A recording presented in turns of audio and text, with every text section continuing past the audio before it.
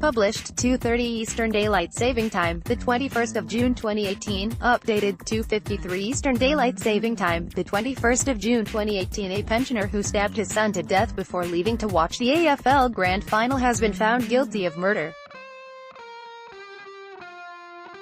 Ernest Fisher killed his 23-year-old son, Matthew Fisher Turner, after the pair had a fight about using the car. Fisher stabbed his son 2 or 3 times with 2 sharp knives, which punctured his aorta and a lung, the Supreme Court of Western Australia heard.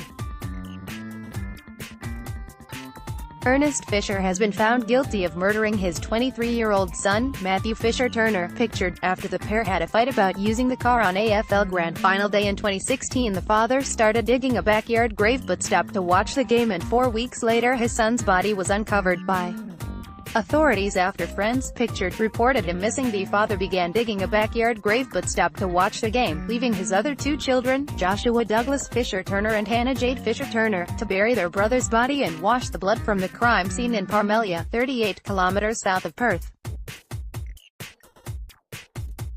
The now 67-year-old left his dead son to watch the Western Bulldogs play the Sydney Swans during the 2016 Grand Final, which he deemed his priority. The 23-year-old's body was found 4 weeks after he was fatally stabbed after friends reported him missing.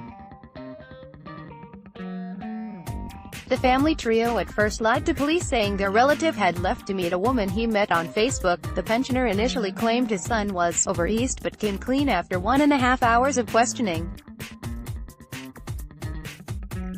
The Supreme Court heard the family was dysfunction and became increasingly unsteady when Fisher's wife died in March 2014. Fisher's other 2 children, Joshua Douglas Fisher Turner, right, and Hannah Jade Fisher Turner, left, had to bury their brother's body and wash the blood from the crime scene. Fisher denied the murder charge of his son, pictured, and claimed he acted in self-defense, but he faces life behind bars. The siblings said their late brother had been violent and aggressive, but the final straw was when he wanted to use Fisher's car, despite the 67-year-old wanting to use it to drive his friends to watch the AFL Grand Final. Fisher denied the murder charge and claimed he acted in self-defense. Matthew's now 28-year-old brother and 21-year-old sister were both convicted of being accessories of crime, despite pleading not guilty. The father faces life behind bars while his 2 children also face jail sentences. Matthew's, pictured, now 28-year-old brother and 21-year-old sister were both convicted of being accessories of crime, despite pleading not guilty.